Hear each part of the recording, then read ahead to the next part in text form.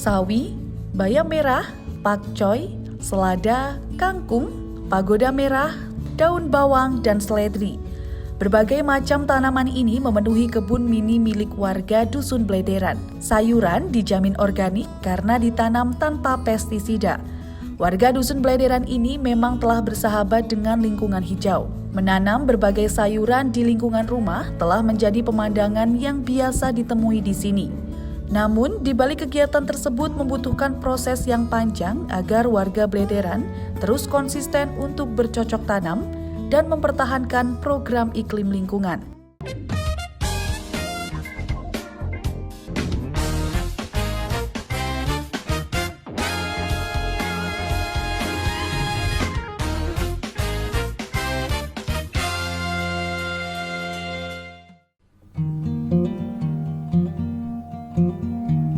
Bergelut di bidang lembaga swadaya masyarakat sejak tahun 2014, menjadikan kecintaannya terhadap lingkungan untuk dapat dimanfaatkan dengan baik. Mengubah lingkungan gersang menjadi lingkungan hijau hingga mendapat beberapa penghargaan. Siapakah dia? Simak Cermin, cerita motivasi inspiratif episode kali ini.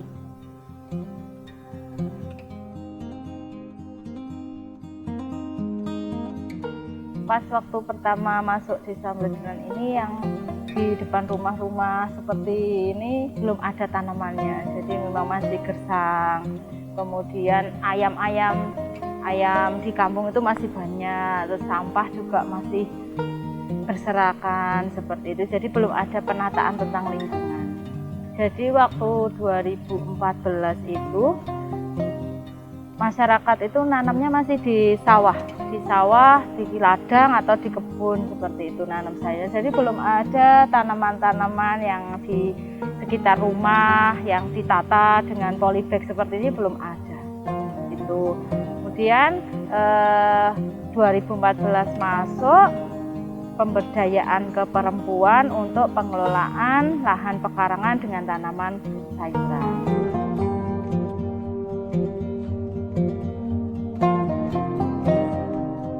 Jadi tahun 2014 itu dari data profil desa, dari 850 kakak kurang lebih seperti itu, yang punya lahan pertanian itu hanya 200-an kakak.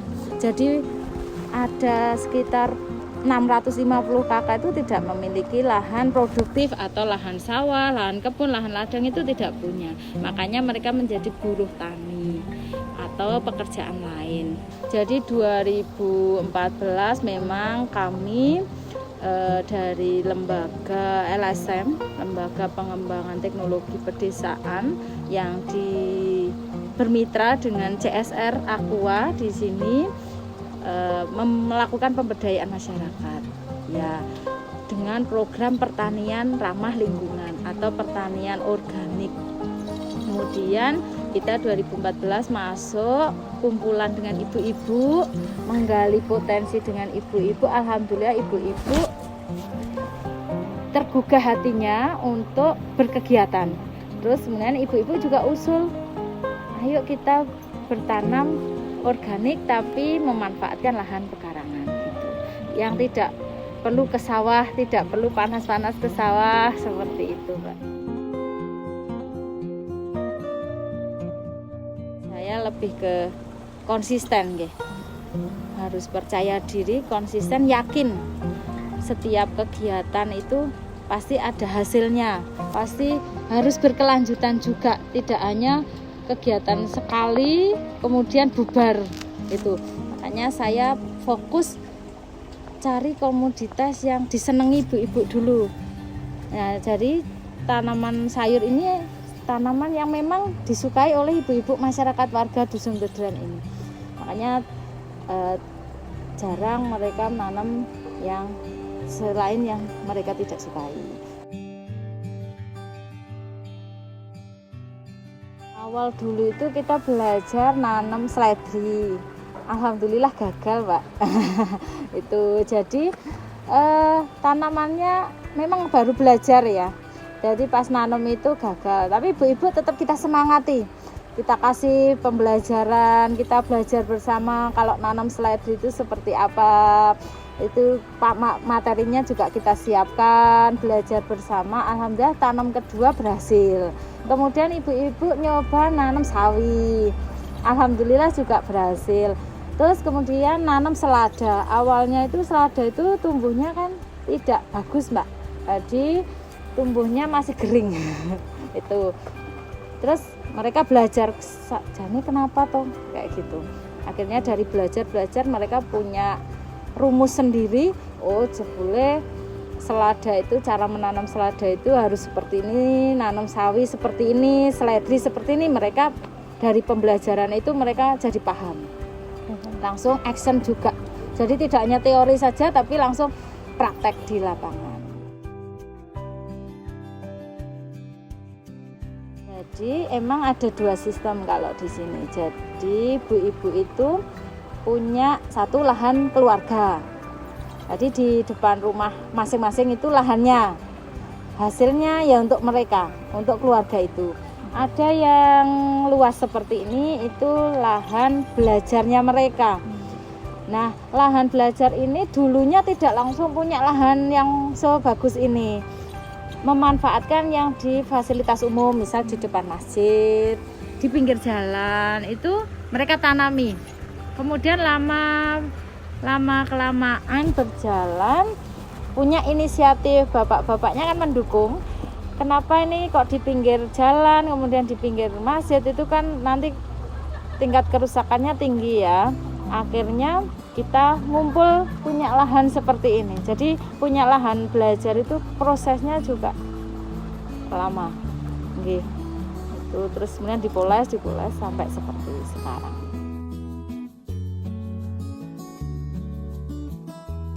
Jadi pemahaman bersama bahwa menanam itu punya dua tujuan. Satu, untuk menghemat pengeluaran rumah tangga. Yang kedua, hasilnya harus bisa meningkatkan ekonomi keluarga itu.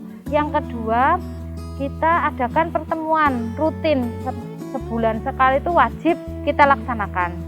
Jadi biar nanti warga yang mungkin kurang semangat, kita semangati di forum itu. Kemudian ada yang punya ide, gagasan, kita tampung di situ. Ada permasalahan, kita cari solusinya di pertemuan itu. Kemudian ketika sudah semangatnya mulai agak menurun, kita ajak kunjungan belajar juga ke lokasi lain yang lebih dari Desa Umbledenan, seperti itu. Jadi biar semangatnya kembali muncul.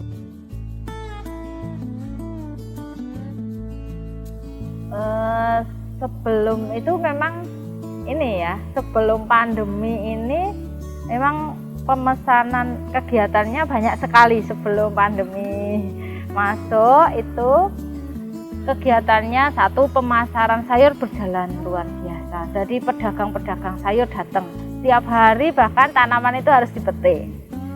Terus yang kedua, kunjungan belajar dari berbagai wilayah. Sebelum pandemi memang setiap hari bahkan atau seminggu sekali itu pasti ada kunjungan.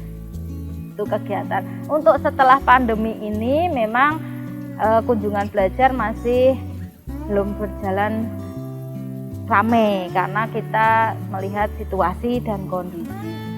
Tapi kita punya inovasi yang bisa menyemangati ibu-ibu terutama itu di pemasaran online.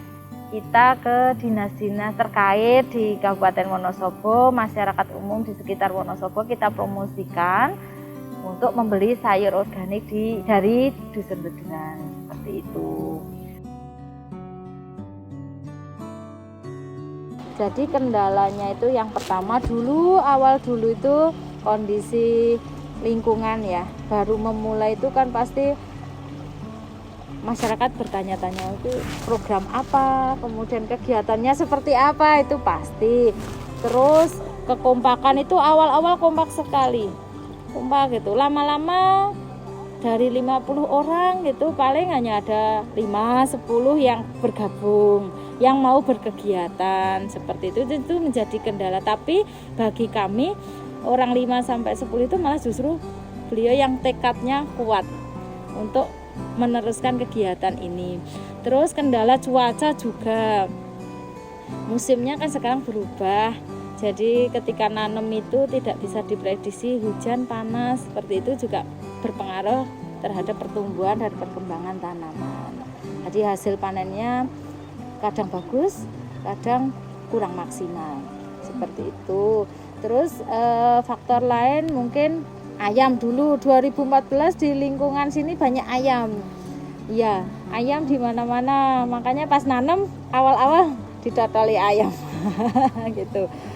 Itu. Terus ya tapi kita tetap pendekatan dengan pemilik ayam. Alhamdulillah sampai hari ini tidak ada ayam yang berkeliaran. Sudah bebas. Jadi tanamannya sudah aman. Terus kendalanya juga pasar. Dulu kalau pas panen itu kan bareng. Jadi pas panen bareng bingung mau jualnya kemana. Itu jadi kendala. Tapi sudah setiap ada kendala pasti ada solusinya, karena kita pasti rembuk bareng di pertemuan itu.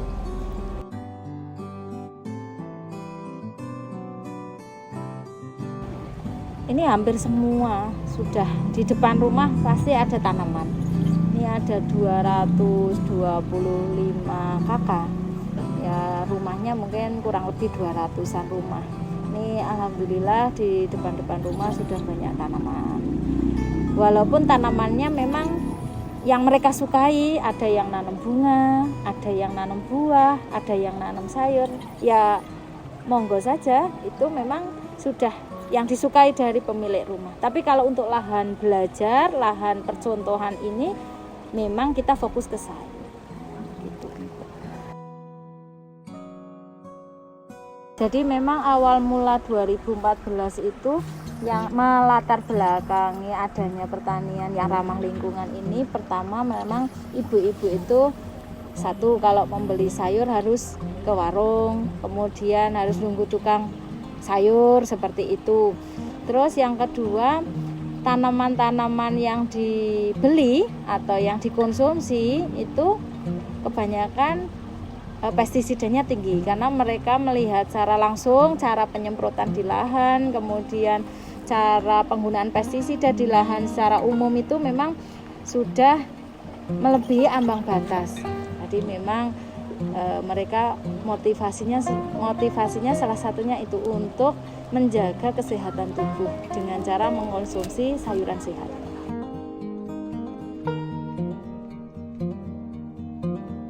Ya, tahun 2018 alhamdulillah Desa Blederan mendapatkan trofi program Kampung Iklim kategori utama dari Kementerian Lingkungan Hidup dan Kehutanan Jakarta. Itu 2018. Terus 2019 saya pribadi mendapatkan penghargaan dari Bapak Bupati Wonosobo, perempuan inspiratif tentang lingkungan.